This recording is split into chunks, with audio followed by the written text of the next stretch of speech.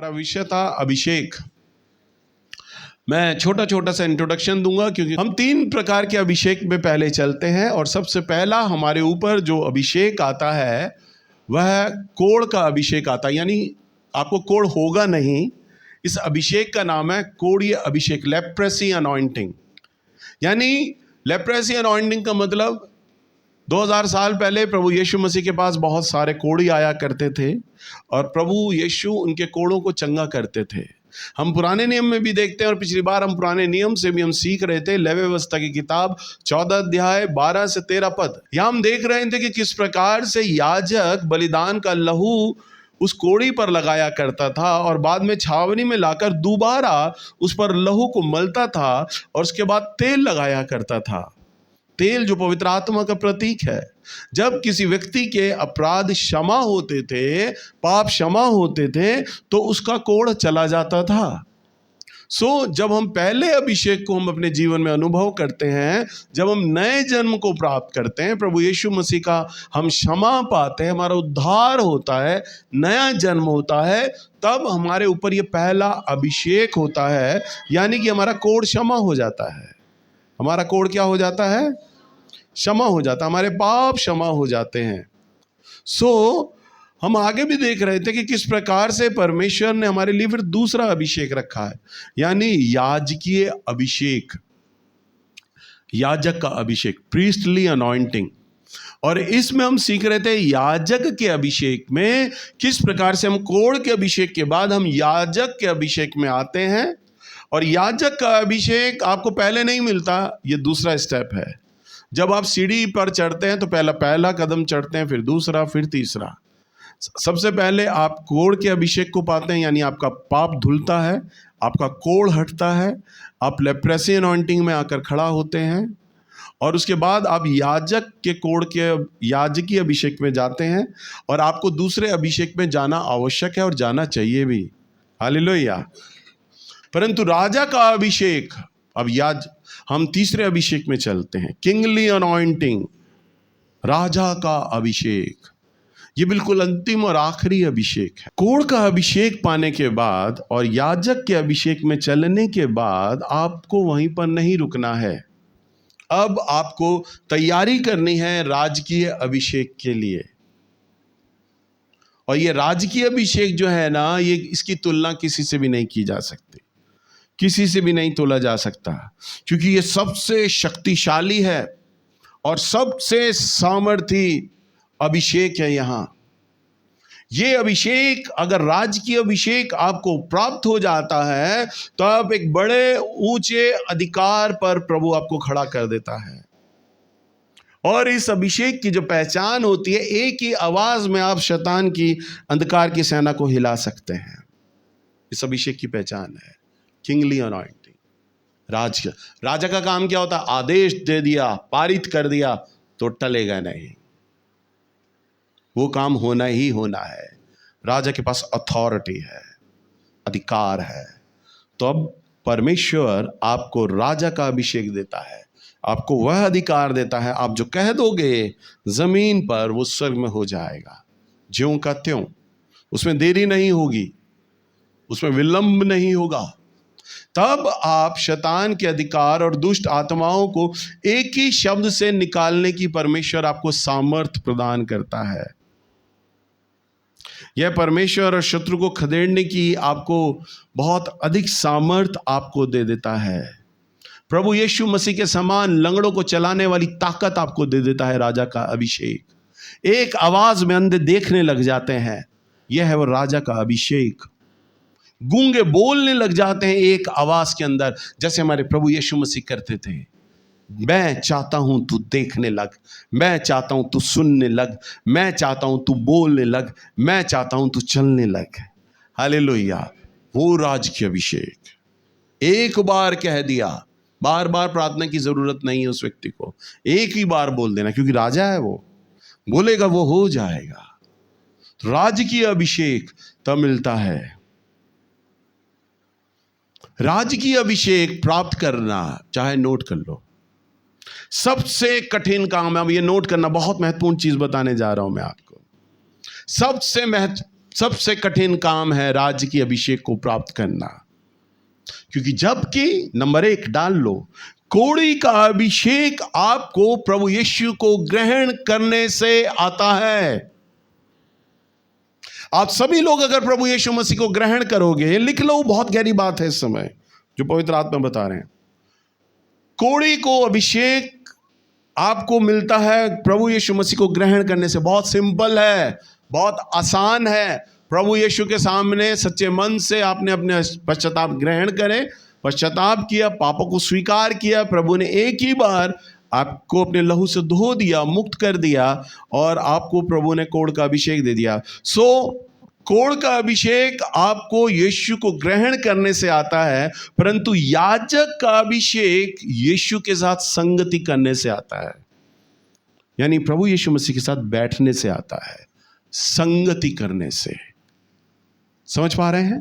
पहला अभिषेक आपको स्वीकारने से आएगा प्रभु यीशु को, दूसरा अभिषेक आपको उसके साथ संगति करने से आएगा, बैठने के साथ आएगा, तब आप उसमें और गहरे होंगे। और राजकीय अभिषेक यानी जो तीसरा अभिषेक है, किंगली अनॉइंटिंग, ये बहुत कम लोग करते हैं, यीशु की आज्ञा मानने से आता है। पहला अभिषेक यीशु को ग्रहण करने से, दूसरा अभिषेक उसके साथ सहभागिता करने से, और तीसरा राजकीय अभिषेक किंगली अनॉइंटिंग, ये यीशु की आज्ञा मानने से आता है। और ये बहुत कम लोग हैं जो करते हैं। बुलाए हुए तो थोड़े और विश्वास योग्य बहुत कम। मैंने उद्धार सबको दे दिया, परंतु मेरे साथ चलने वाले थोड़े, और विश्वास योग्य यानी आज्ञा मानने वाले बहुत कम। इस छत पे जितने लोग बैठे हैं, 1 या 2 होंगे जो उसकी आज्ञा मान रहे होंगे। इतने कम लोग जो राजकीय अभिषेक की ओर जा रहे हैं। आप हर सप्ताह परमेश्वर का वचन सुनते हैं। प्रभु यीशु मसीह ने क्यों अपने वचन को सबसे अधिक महत्व दिया? क्यों? क्योंकि उसके अंदर पवित्र आत्मा का इच्छा होता है, पवित्र आत्मा का योजना होता है, आज्ञा होता है। आज आप सीख रहे हैं क्या? पहला अभिषेक हमें यीशु को ग्रहण करने से, दूसरा अभिषेक उसके साथ सहभागिता करने से, तीसरा अभिषेक उसकी आज्ञा का पालन करने से। आज्ञा क्या है? जो कुछ तो प्रभु यीशु मसीह ने कहा, मेरा भोजन यह है कि मैं अपने भेजने वाले की इच्छा को पूरा करूं। आप हर सप्ताह प्रभु का वचन सुन रहे हैं और नई नई आज्ञाओं को आप सुनते हैं। उन आज्ञाओं को आप मार्क कर लें, लिख लें। मेरे जीवन के विषय में ये आज्ञा पारित हुई है, मुझ में यहाँ कमी है। आप उस आज्ञा को नोट करें, व्यक्तिगत नोट करें अपना नोटबुक में। आपको मालूम है आपका विवेक, आपकी आत्मा आपको कहाँ दोषी ठहरा रही है। तो जहां पर प्रभु का वचन आपको आपकी आज्ञा बताता है, उसको लिख लें, मैं यहाँ पर गलत हूँ, बस अब उसकी आज्ञा का पालन करना शुरू करें। जिस दिन आपने ऐसा करना शुरू कर दिया, आप राजकीय अभिषेक की तरफ आपने कदम बढ़ाना शुरू कर दिया है। और मेरा प्रभु पक्षपात नहीं करता, प्रभु पक्षपात नहीं करता। आज्ञा मानने वाले बहुत कम। आप आज्ञा मानते हैं, 4 दिन चलते हैं, फिर भूल जाते हैं, 1 हफ्ता भूल गए। राजकीय अभिषेक पे चलने का प्रयास किया, भूल गए। याजकीय अभिषेक में था, उसके संग चलते थे 15 दिन के लिए, फिर भूल गए, बिजी हो गए अपने घर के कामों में, छोड़ दिया। परंतु परमेश्वर आपको आज्ञा तब देता है जब आप उसका रेमा सुने। राजकीय अभिषेक, ये भी लिख लो, राजकीय अभिषेक आपको तब प्राप्त होता है जब आप उसका रेमा सुनो। रेमा रेमा रेमा। एक बार मैंने वचन प्रचार किया था, रेमा और लोगोस। रेमा लोगोस ये है जो आपके हाथ में बाइबल है ना, ये लोगोस है। आपके हाथ में जो बाइबल है, जो इस समय वचन भी आप सुन रहे हो, ये भी लोगोस है। प्रभु ने मुझे तो रेमा दिया है, पर कई लोगों के लिए लोगोस है और कई लोगों के लिए रेमा है। अभी मैं बताता हूं कैसे। आपके हाथों में परमेश्वर का वचन है, लिख लो। लोगोस क्या होता है? लोगोस होता है परमेश्वर का वचन, बस सिंपल साधारण लिख लो। लोगोस है परमेश्वर का वचन, बाइबल है।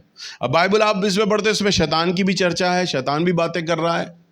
इसमें वो लोग भी हैं जिन्होंने पाप किया, दंड पाया परमेश्वर की ओर से। इसमें वो भी है जो प्रभु यीशु मसीह ने आज्ञा बताई, वो भी हैं। इसमें वो भी हैं जो शैतान बहका रहा है, वो भी है। इसमें हर तरह की बातें हैं। ये लोगोस है, परमेश्वर का वचन।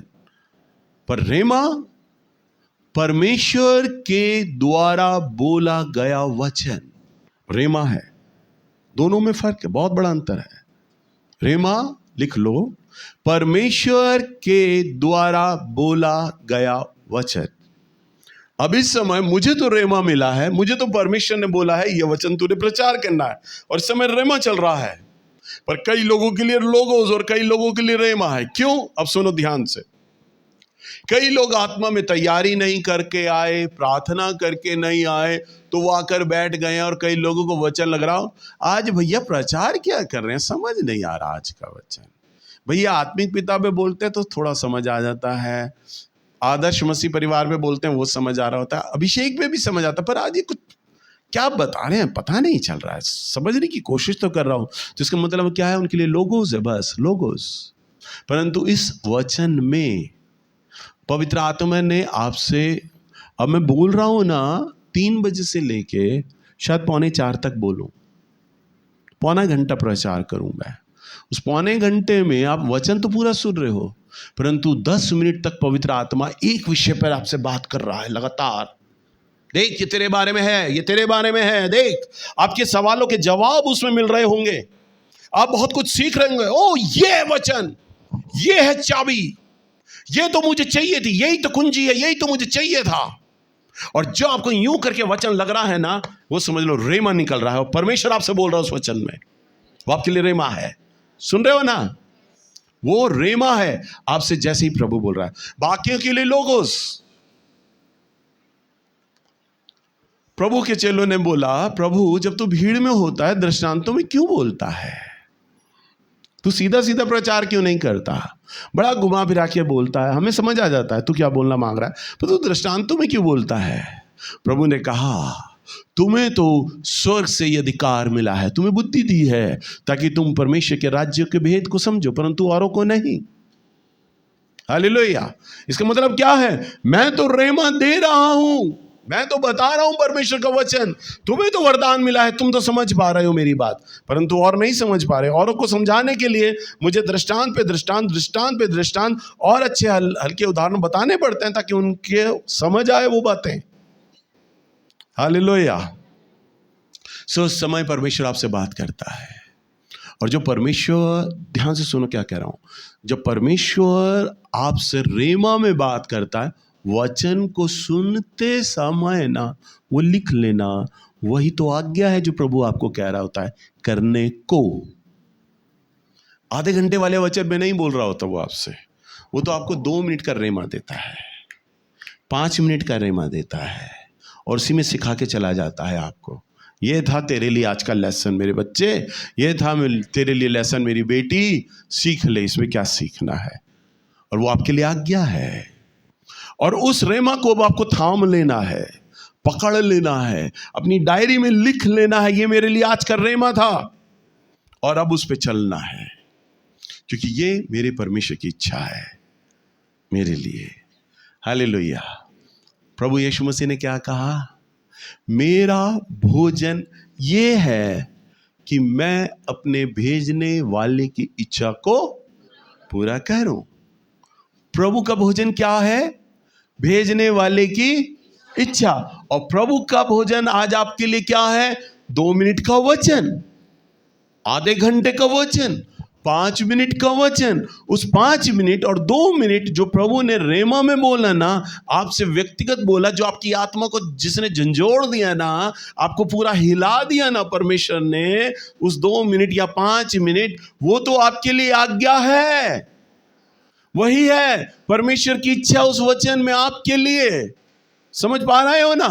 और अगर आपने उसको पकड़ लिया, हाँ प्रभु मैं अब जान गया हूं आपकी इच्छा ही है, और उस इच्छा को आपने अपना मिशन बना लिया, अब मैंने उसे पूरा करना है, यूं समझ लेना राजा के अभिषेक में पहला कदम आपने रख दिया, आपने रख दिया, क्योंकि अब आप उसकी इच्छा पर खड़े होने लग गए हो। आप 40 उपवास कर लो, स्वर्ग नहीं हिलेगा। परंतु रेमा आपने यहां से प्राप्त किया प्रभु की इच्छा को जानकर, और उस इच्छा को चलते हुए आपने एक उपवास कर दिया ना प्रभु के मन अनुसार, तो वो आपकी 40 उपवासों पे भारी हो गया।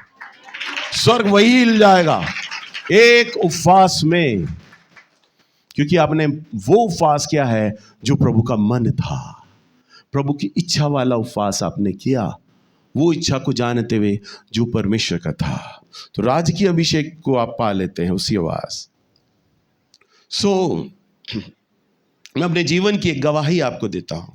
आपको याद है, मेरे जो पुराने लोग हैं उन्हें याद होगा, सन 2010 या 11 के आसपास मेरा पावर सेमिनार हुआ था, ध्यान है? 3 दिन का सेमिनार था। दूसरे दिन में जब मैं सो रहा, सुबह 4 साढ़े 4 बजे मुझे आवाज आई साफ, मेरे कलीसिया के पैर धो। बस ये आवाज आई। मैं सुबह उठा, मेरा मन भारी, मुझे प्रभु के कलीसिया के पैर धोने हैं। सुबह मैं नाश्ता करने लगा, नाश्ता कर रहा, मैं नाश्ता करते करते मैं प्रभु को कह रहा, प्रभु क्या ये आपकी आवाज थी? आपने मुझसे बोला है, मैं जानता हूं प्रभु की आवाज है, पर मैं ये प्रभु एक अटपटा सा काम है, तेरे लोगों के पैर धोऊंगा। कई लोग ये ना सोचें, ओ भैया जी इसलिए पैर धो रहे हैं, प्रभु यीशु मसीह के समान बनना मांग रहे हैं। जैसे प्रभु यीशु मसीह ने अपने चेलों के पैर धोए थे, भैया ये दिखाना मांग रहे हैं कि मैं बड़ा दीन और नम्र आदमी हूं। मेरे मन में ये विचार चल रहे हैं, प्रभु मेरी कलीसिया ये विचार ना करे, मैं इसलिए नहीं धोना चाहता। और प्रभु मेरे पैर धोने से क्या लोगों का जीवन, उनका मन परिवर्तित होगा? प्रभु अगर लोगों का मन परिवर्तित होता है तो मैं सबके पैर धोने के लिए तैयार हूं। क्या आपकी इच्छा है?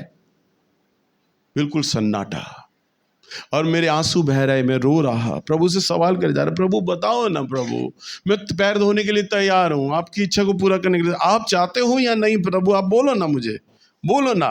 नाश्ता खत्म हो गया, मैं मुंह धो रहा, तैयार हो रहा, कपड़े पहन रहा, और अचानक जब शर्ट के बटन बांध रहा, मैं प्रभु को कह रहा, प्रभु जी बताओ नहीं, क्या आपकी आवाज है, आप चाहते हो? मैं रोते रोते प्रभु को बोल रहा। प्रभु ने कहा, ये मेरी ही आवाज है, क्योंकि जब कोई व्यक्ति मेरी आवाज सुन लेता है, उसके जी में जी नहीं रहता, बेचैन हो जाता है, और जब से तूने मेरी आवाज सुनी है तू बेचैन है। मैंने कहा, प्रभु बेचैन तो मैं बहुत ज्यादा हूं। तब मैंने अपनी पत्नी को बिना बताए एक टब और एक मग्गा कार में रखवा दिया, क्योंकि अगर मैं अपनी बीवी को बोलता आज मैं पैर धोने जा रहा हूं तो उसे हर्ट होता, मेरा पति सबके आगे झुकेगा, सब आदमियों के, औरतों के पैर अपनी गोद में रख के धोएगा। नहीं, मेरे पति को ऐसा करना ही नहीं चाहिए, झुकना नहीं चाहिए मेरे पति को, मेरे पति का सर ऊंचा उठाना होना चाहिए, पादरी आदमी है वो, क्यों झुके? मैंने बिना बताए उसे ले आया। वो सोची सेमिनार है, खाना वाना बनाने के लिए, इसलिए ले गए होंगे मग्गा बाल्टी, पर यहाँ आया, यहाँ पे मैंने उस पानी को रखा। पानी को लाने से पहले जो भाई बहन पानी ला रहे थे, मैंने सिंपल, आराधना खत्म हुई, माइक हाथ में लिया और मैंने बोला, आज परमेश्वर की इच्छा है कि मैं आप सब लोगों के पैर धोऊं। बस ये बोला। प्रभु की उपस्थिति चर्च में उतर आई। जितने लोग सेमिनार में थे, जितने पुराने लोग हैं, सब जानते हैं, ऐसे रोए थे, ऐसे रोए थे, शायद वो अपने जीवन काल में ऐसे ना रोए हों कभी, किसी की मौत पे या किसी के दुख में भी ना रोए। प्रभु ने मनों को फाड़ दिया था, और मैं सबके पैरों को अपनी गोद में रखकर धो रहा था। मुझे बड़ा आनंद मिल रहा था कि मैं अपने प्रभु की इच्छा को पूरा कर रहा हूँ, और सब लोग फट रहे थे, रो रहे थे, चीख रहे थे, चिल्ला रहे थे। मनों को मेरे परमेश्वर ने फाड़ दिया था, क्योंकि मैंने रेमा प्राप्त किया था, मैंने रेमा प्राप्त किया था।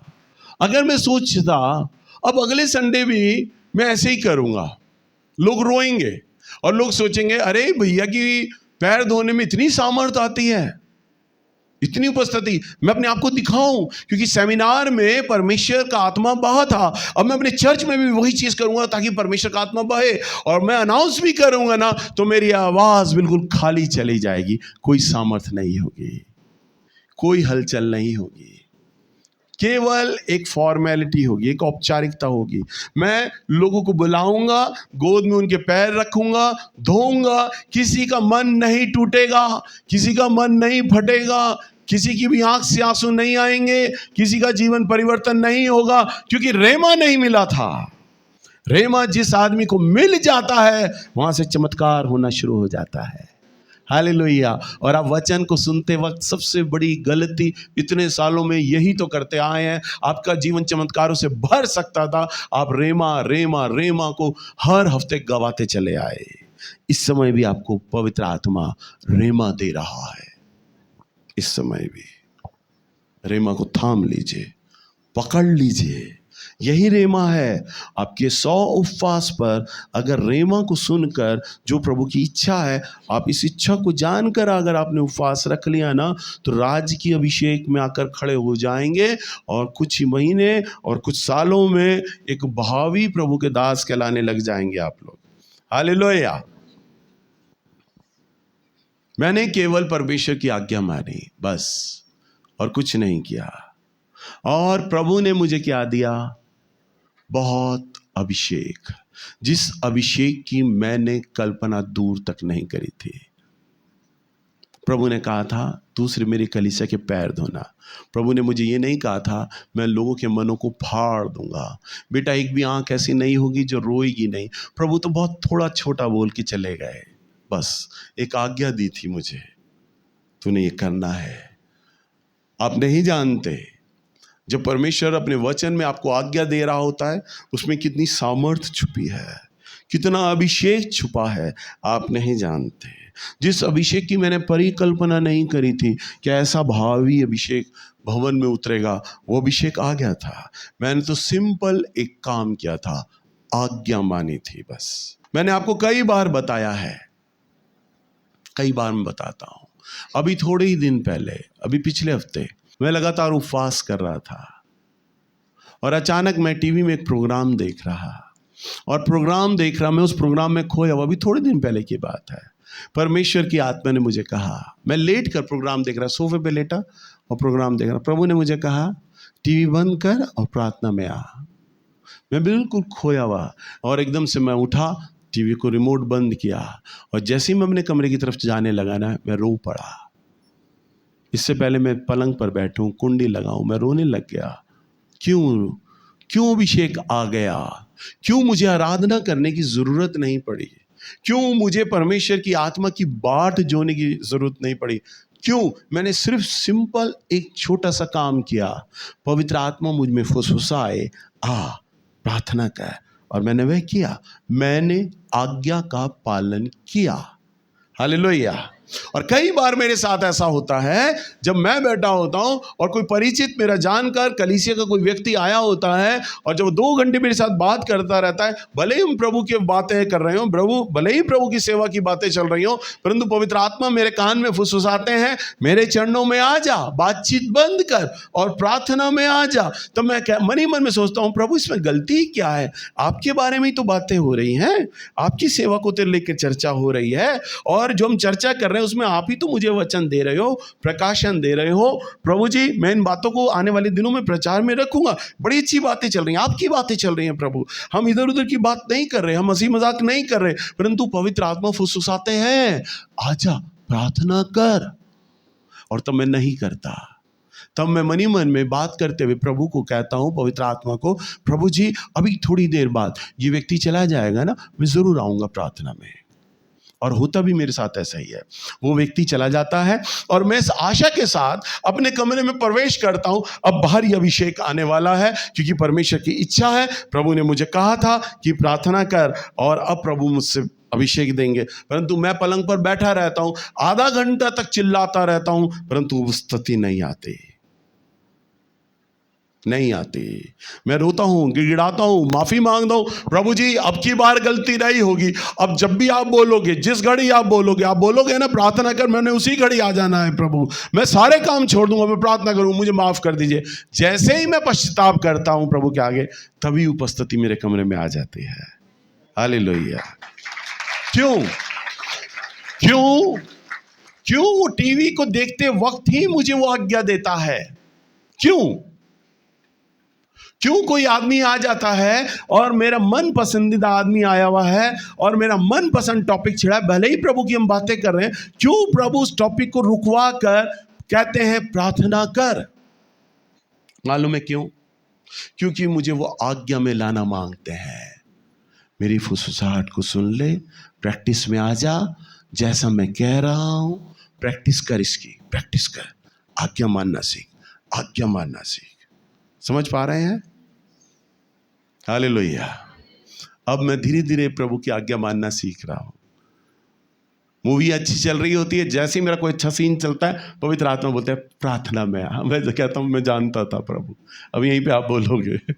और मैं तभी टीवी बंद करता हूँ, पिक्चर को जाने दो, अब मैं प्रार्थना करूँगा, पिक्चर तो फिर बाद में देख लूँगा, परंतु अब मैंने प्रार्थना में बैठना है।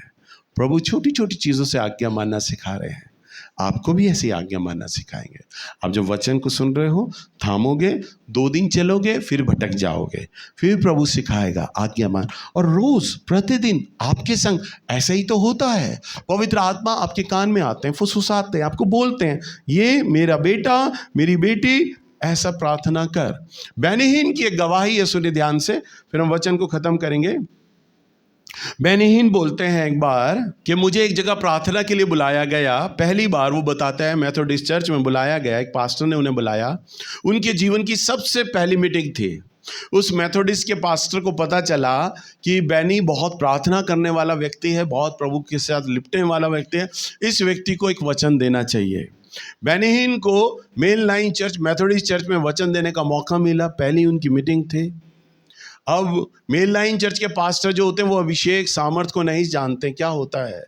बेनीहीन को बुलाया गया, बेनीहीन खड़े होते हैं और बेनीहीन को जब बुलाया जाता है कि बेनीहीन अब प्रचार करेंगे, और बेनीहीन को जैसे ही बोला जाता है प्रचार के लिए, बेनीहीन सिर्फ ये कहते हैं, जैसे वो कहते हैं मैं अपने कमरे में बैठकर बोलता था वैसे ही मैंने सिंपल बोला, पवित्र आत्मा आ जाइए। कहते जैसे ही वो बोले सारे लोग बेंचों पे गिर गए धड़प से। सारे कह रहे उनके साथ उनके बिशप, पास्टर और डीकन वगैरह थे, कई पास्टर वगैरह स्टेज पे थे, वो सारे गिर गए।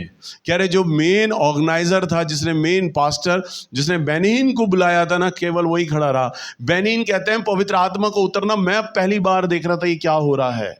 मैं नहीं समझ पा रहा था कि लोग क्यों गिर गए, क्यों गिर गए सारे। वो डर गए बेनीहीन, ये क्या हो गया मैंने बोलना तो, सारे गिर गए, घबरा गए। मेरे जीवन की पहली मीटिंग, पास्टर लोग क्या कहेंगे, बेनीहीन को नहीं बुलाना चाहिए, सारे गिर गए, सारे पादरी लोग गिर गए। बेनीहीन कहते हैं मैंने बिल्कुल सोचा मैं वचन नहीं देता, चुपचाप से सीढ़ी छोड़ के चला जाऊंगा अपने घर। और मैंने उस पादरी को भी कहा आप माइक ले लीजिए, मैंने इशारा करके माइक देने के लिए बुलाया। वो पादरी जैसे ही मेरी तरफ आने लगा वो भी गिर गया। बेनीहीन कहते हैं मैं अकेला माइक लेके खड़ा हुआ हूं आधे घंटे तक चर्च में, सभी के सभी लोग गिरे हुए हैं। हालेलुया। पादरी ने कहा बहुत गहरी परमेश्वर की उपस्थिति थी, बेनीहीन आप अगले दिन भी आइए। उनकी मीटिंग स्पेशल अनाउंस की पादरी ने, मीटिंग का कोई प्लान नहीं था परंतु चर्च में अनाउंस किया गया। सारे ईसाइयों ने घर जा जाकर बताया रिश्तेदारों को, अरे इतना प्रभु का एक सामर्थी दास आया है, तुम भी चलो, तुम भी चलो, तुम भी चलो। और वो कहते हैं सभी रिश्तेदार जानकार इकट्ठे हो गए। और अगले दिन के लिए जब प्रार्थना के लिए जाना था, बेनीहीन कहते हैं सबसे लोगों से मिलके बातचीत करके मैं थक गया था, मैं होटल के कमरे में गया। अगले दिन उस शहर में मेरे एक अंकल रहा करते थे जिन्होंने बचपन में मुझे गोद में खिलाया था। उन्हें पता चलता मैं आ गया और वो मुझसे मिलने होटल में आते हैं। कहते कई साल बाद वो मेरे रिश्तेदार थे, अंकल थे, हम दोनों बैठे और कई घंटे बीत गए। पवित्र आत्मा मुझे कहते रह गए बेनी प्रार्थना कर, बेनी प्रार्थना कर, बेनी प्रार्थना कर।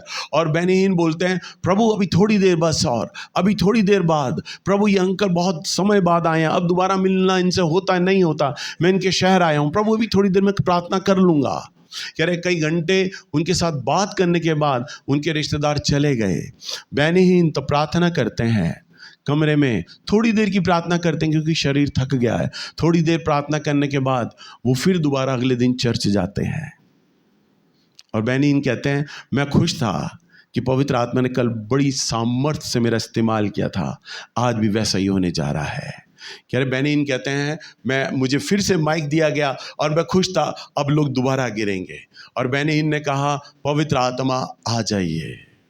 कहता बिल्कुल खाली चला गया उनका शब्द, कोई सामर्थ नहीं थे, एक भी व्यक्ति नहीं गिरा। बेनहीन घबरा गए, अब क्यों कोई नहीं गिरा? सारे लोग तो यही तो प्रतीक्षा कर रहे थे, बेनहीन मंच पे आएगा, माइक पे बोलेगा, पवित्र आत्मा आ जाइए, हम कल गिरे थे, आज हमारे रिश्तेदार गिरेंगे और ये भी देखेंगे कि हमने सही ने बताया था। बेनहीन कहते हैं, मैंने लोगों के लिए प्रार्थनाएं करी, चंगाई की प्रार्थनाएं करी, प्रभु ने तो अपना काम करना था, अपने नाम के निमित्त किया। कह रहे पर उस दिन मैं महसूस कर रहा था, मैं बिना अभिषेक के खड़ा था वहां, सिर्फ खालीपन। कह रहे मैं बड़े भारी कदमों के साथ होटल में आया और मैं गिड़गिड़ा कर प्रभु के सामने रोया, प्रभु जी आपने पहले दिन मेरा इस्तेमाल किया तो बहुत सामर्थ्य के साथ, दूसरे दिन बिल्कुल खाली मीटिंग गई, आज के दिन ऐसा क्यों रहा? तब परमेश्वर ने कहा, मैं तुझे आज्ञा पालन करना सिखा रहा था मेरे पुत्र। तेरे अंकल आए थे, मैं तुझे कह रहा था मेरे साथ बैठ, क्योंकि मैं तुझे बताना चाहता था इस समय मैंने क्या उपस्थिति लानी है, मैंने क्या करना है, मेरा कौन सा वचन होगा जिसे तूने प्रचार करना है। तूने मेरी आवाज सुनी ही नहीं, तू अपने मन अनुसार चला गया। हालेलुया। आप विचार करें, बेनहीन इतने बड़े प्रभु के दास, उनको भी आज्ञा पालन करना सिखा रहा है। प्रभु आपके जीवन में कई बार ऐसे मौकों पे आपको प्रार्थना करने के लिए प्रेरित करेगा, जो स्थान आपके लिए नहीं होगा, मौका नहीं होगी, जगह नहीं होगी, लोग नहीं होंगे, परंतु प्रभु कह रहे होंगे प्रार्थना कर। हालेलुया। आपके लिए बड़ा अटपटा हो जाएगा। आप ट्रेन में सफ़र कर रहे हैं, दूसरे अन्य जाति लोग हैं, रिश्तेदार आपके आमने सामने बैठे हैं, प्रभु कहेंगे प्रार्थना कर। आप कहेंगे प्रभु ट्रेन चल रही है, सारे लोग मुझे पागल समझेंगे, मैं प्रार्थना करूंगा, कैसे करूं मैं प्रार्थना? आप शादी में आए होंगे, प्रभु कहेगा प्रार्थना कर। आप कहेंगे प्रभु वहां डीजे की आवाज चल रही है, रिश्तेदार आए हैं, खाना पीना चल रहा है, मैं प्रार्थना कैसा करूं? ये याद रखिएगा, प्रभु आपको उस समय ये आज्ञा देगा जब सबसे ज्यादा आपके लिए कठिन होगा, तब आपको वो आज्ञा का पालन करना सिखाएगा, वो लेसन सिखाएगा। मेरी आवाज़ पहचानो और खड़े हो जाओ, जो मैं बोलता हूँ खड़े हो जाओ। और जब आप एक बार इस प्रैक्टिस में आ गए तो आप समझ लीजिएगा राज की अभिषेक को आप पा चुके हैं, क्योंकि राजा तो वो करता है जो अपने भेजने वाले की इच्छा को पूरा करता है। हालेलुया। फिर आपका एक ही मिशन होगा, मेरा भोजन ये है कि मैं अपने भेजने वाले की इच्छा को पूरा करूं। हालेलुया। तब आप अपने विचार में नहीं, अपनी बातों को नहीं, वरन प्रभु की बातों को सम्मान देंगे।